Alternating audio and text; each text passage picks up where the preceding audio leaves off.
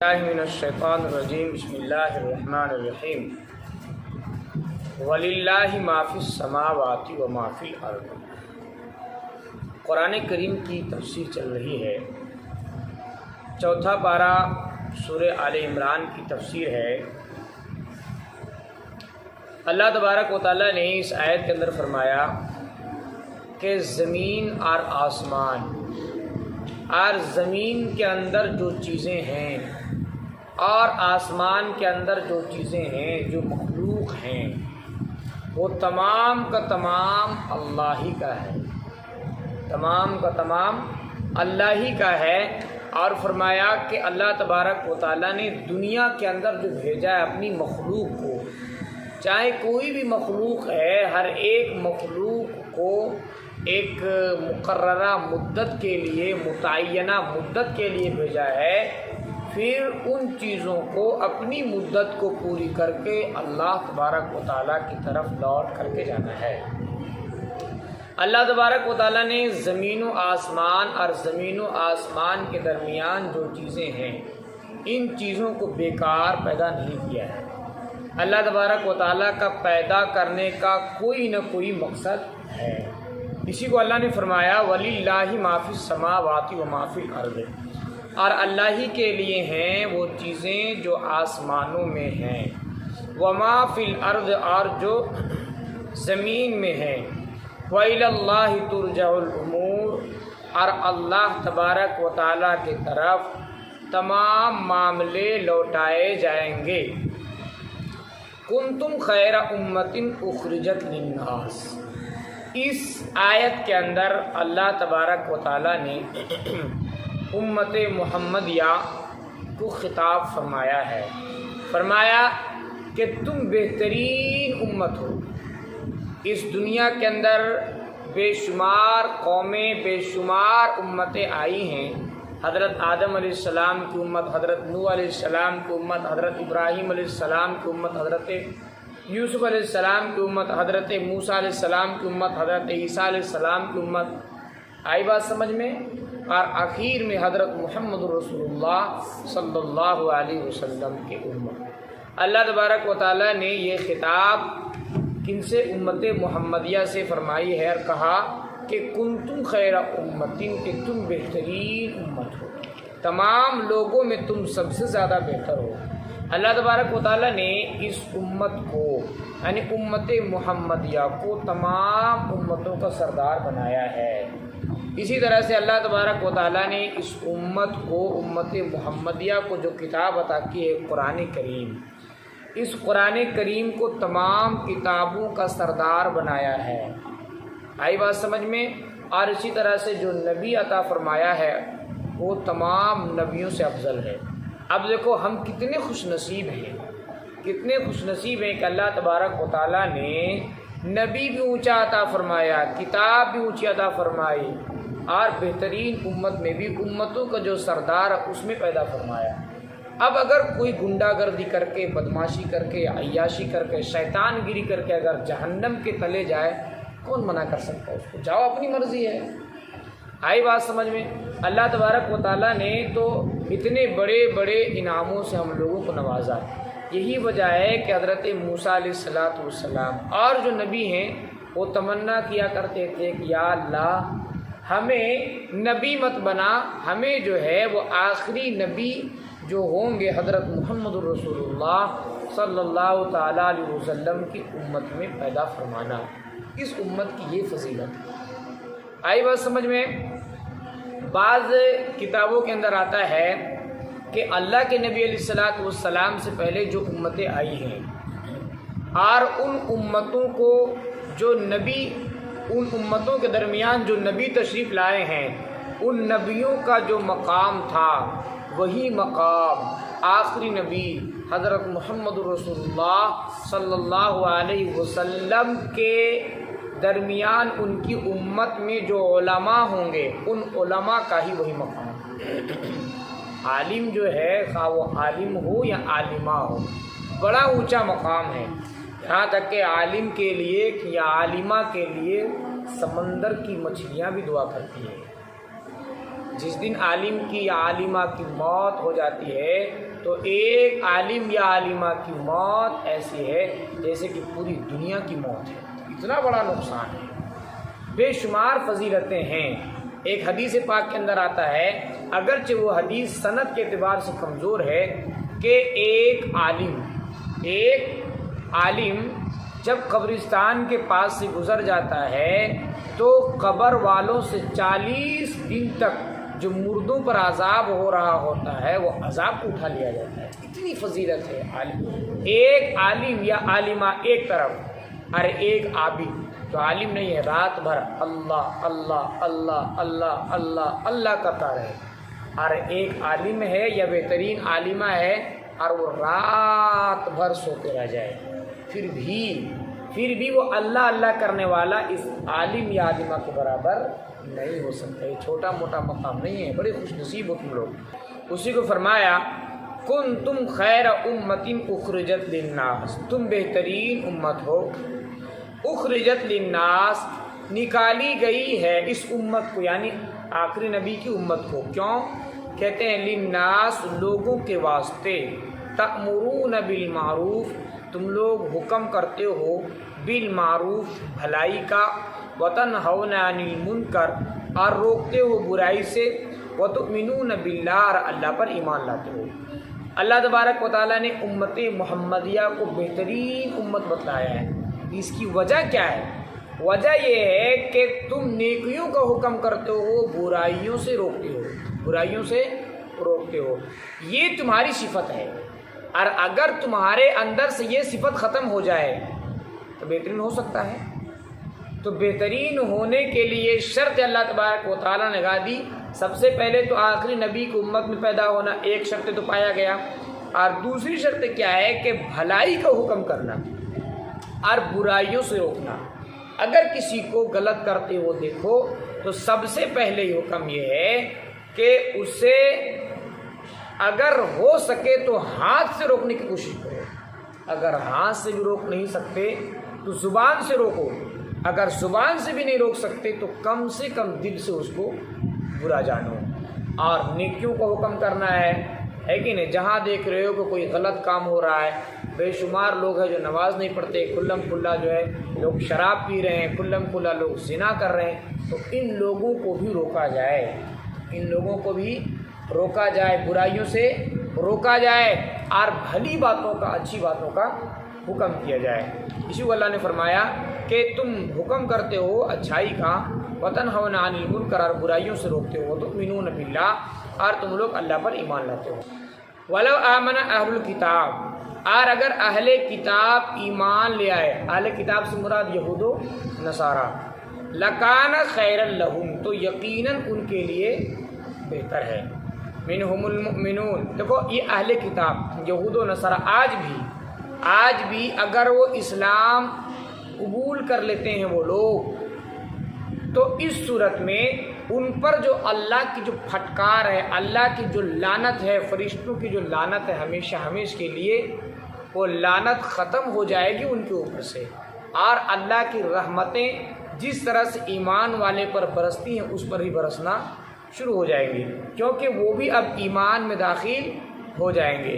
اسے فرمایا کہ اور اگر اہل کتاب ایمان لے آئے، لکان خیر لہم، یقیناً ان کے لیے بہتر ہے، ان کے لیے بھی بہتر ہے. منہم المؤمنون، ان اہل کتاب میں سے بعض ایمان والے ہیں، واکثرہم الفاسقون، اور ان میں سے اکثر تو نافرمان ہیں. اکثر تو نافرمان ہے، فاسق ہے، گناہ گار ہیں. لن یضرکم الا اذی، وہ تمہارا نقصان نہیں کریں گے، نہیں کر پائیں گے. کون؟ اہل کتاب. اہل کتاب یہود و نصارہ اللہ کے نبی علیہ الصلاۃ والسلام سے ان کو زبردست حسد اور جلن تھا، بغض کیا کرتے تھے، دشمنی کیا کرتے تھے. اللہ کے نبی علیہ الصلاۃ والسلام کو جان سے مارنے کی ناپاک کوشش بھی کرتے تھے وہ لوگ. آئی بات سمجھ میں؟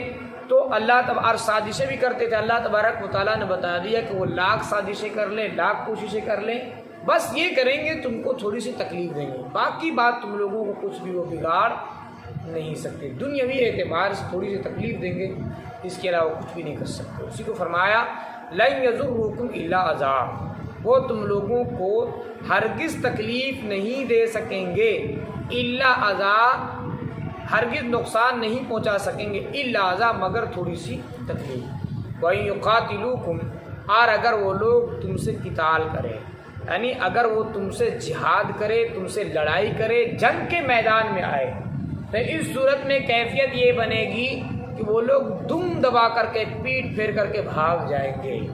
ان میں اتنی طاقت نہیں ہے کہ وہ ایمان والوں کا مقابلہ کر سکے۔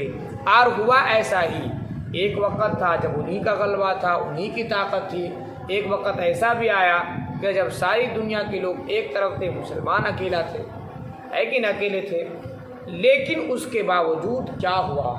اس کے باوجود کیا ہوا؟ ان لوگوں کو پیٹ پھیر کر کے بھاگنا پڑا، ایمان والے کے سامنے یہ کھڑا نہیں ہو پائے، کیونکہ ایمان والوں کے پاس ایمان کی طاقت ہوتی ہے، بزدل نہیں ہوتا ایمان والا۔ آئی بات سمجھ میں؟ اسی کو اللہ نے فرمایا وَإِن يُقَاتِلُوكُمْ، اور اگر وہ تم سے قتال بھی کریں، لڑائی کریں، يُوَلُّوكُمُ الْأَدْبَارَ، وہ تم سے بھاگیں گے، الادبار، پیٹ دکھا کر یا پیٹ پھیر کر کے، ثُمَّ لَا يُنصَرُونَ، پھر وہ مدد نہیں کیے جائیں گے، یعنی ان کا کوئی مدد بھی نہیں کرے گا۔ فرمایا ضُرِبَتْ عَلَيْهِمُ الذِّلَّةُ، ان پر ڈال دیا گیا ہے ذلت۔ یہودی جہاں بھی جائیں گے ذلیل ہوں گے، وہ ہمیشہ بدنام ہی رہیں گے، اور ان پر اللہ کی لعنت اور اللہ کی فٹکار ہمیشہ برستی رہے گی۔ فرمایا کہ ان پر ڈال دی گئی ہے ذلت، اینما ثقفوا، جہاں کہیں وہ پائے گئے، الا بحبل من اللہ، مگر اللہ کی جانب سے بحبل، کوئی سبب پیدا ہو جائے۔ اس کا کیا مطلب ہے جی؟ مطلب یہ ہے کہ یہودی میں سے بعض لوگ ایسے ہیں کہ جو نیک ہیں، اچھے ہیں، ہے کہ نہیں، اور جو لوگ زمین پر فساد نہیں مچاتے ہیں، تو ایسے لوگوں کے بارے میں بھی لکھا ہے کہ جب مسلمانوں کا یہودیوں سے جنگ و جدال ہو، تو ایسے لوگ، جو لوگ ان یہودیوں میں سیدھے سادے انسان ہیں، تو ایسے لوگوں کو مسلمانوں کو حکم دیا گیا ہے ان کو آپ نقصان نہیں پہنچا سکتے۔ اسی طرح سے بوڑھے، اسی طرح سے بچے، اسی طرح سے عورتیں، ان کو بھی قتل کرنے کی اجازت نہیں ہے۔ جیسے مسلمان کا یہودی کا اگر جنگ ہو جائے اور مسلمان غالب آ جائے ان یہودیوں کے اوپر، تو اس صورت میں کن کن لوگوں کو قتل کیا جائے گا؟ تو جو لڑائی میں جو لوگ شریک تھے، جو بدماش قسم کے ہیں، جو لوگ فساد مچاتے ہیں زمین پر، انہیں ہی صرف قتل کیا جائے گا۔ باقی بات ایسے لوگ جو فساد نہیں مچاتے، جو سیدھے سادے انسان ہیں، ڈرنے والے لوگ ہیں، تو ایسے لوگوں کا ذرہ برابر بھی نقصان نہیں کیا جائے گا۔ حدیث پاک کے اندر بھی آتا ہے کہ اللہ کے نبی علیہ الصلوۃ والسلام نے ایسے لوگوں کو نقصان پہنچانے سے سخت منع فرمایا ہے۔ ٹھیک، اسی طرح سے عورتیں، بچے، بوڑھے، ان کا بھی کوئی قصور نہیں ہوتا ہے، اس لیے ان کو بھی نہیں مارا جائے گا۔ اس کا یہی مطلب ہے الا بحبل من اللہ، مگر اللہ کی جانب سے کوئی سبب پیدا ہو جائے، بحبل من الناس، اور لوگوں کی جانب سے، وباء بغضب من اللہ، اور وہ لوگ لوٹیں گے، کون لوگ؟ یہود و نصارہ، اللہ کا غضب لے کر، وضربت علیہم المسکنہ، اور ان پر محتاجگی ڈال دی گئی ہے۔ ذالک بھی، ایسا کیوں ہوا؟ کہتے ہیں ذالک بانہم، اس وجہ سے انہوں نے، کانوا یکفرون بآیات اللہ کی آیتوں کو انکار کرتے ہیں، وَيَقْتُلُونَ الْأَنْبِيَاءَ بِغَيْرِ حق، اور نبیوں کو ناحق قتل کرتے ہیں۔ جیسے میں نے بتایا تھا کہ بنی اسرائیل نے، یہود و نصارہ نے، ایک وقت میں 43 نبیوں کو انہوں نے قتل کیا تھا، ایک دن میں اور ایک وقت میں، کچھ ہی گھنٹوں میں۔ اس وجہ سے اللہ تبارک و تعالیٰ نے ان کے اوپر ذلت کو اور محتاجی کو ڈال دیا ہے۔ ذالک بما عصوا وکانوا یعتدون، اس وجہ سے کہ انہوں نے عصوا، نافرمانی کی، وکانوا یعتدون، اور نافرمانی میں کیا ہو گئے؟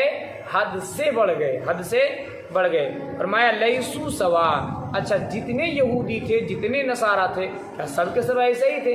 اللہ نے کہا نا سب کے سب ایسے، سب کے سب برابر نہیں ہیں، بلکہ ان یہود و نصارہ میں سے بعض لوگ جن کے دلوں میں خدا کا خوف تھا، ہے کہ نہیں، جنہوں نے اللہ کا ڈر اپنے اندر اپنایا، تو ایسے لوگ جو کہ توریت کو بھی پڑھے ہوئے تھے اور قرآن کریم کے بارے میں بھی ان کو پہلے سے پتہ بھی تھا، اللہ کے نبی علیہ الصلوۃ والسلام کے بارے میں بھی پتہ تھا، ان لوگوں نے تیزی کے ساتھ اسلام کو قبول کیا۔ پہلے سے ہی وہ منتظر تھے کہ کب آخری نبی آئیں گے۔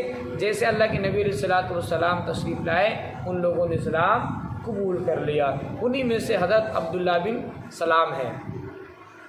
فرمایا لیسو سوا، وہ لوگ برابر نہیں ہے، من اہل کتاب، اہل کتاب میں سے امت، ایک جماعت ہے، قائمۃ، جو کھڑی ہوتی ہے، یتلون آیات اللہ، وہ جماعت تلاوت کرتی ہے اللہ کی آیتوں کا، آناء اللیل، رات کے ایک حصے میں یا رات کے وقت، وَهُمْ یسجدون، اور وہ لوگ کیا کرتے ہیں؟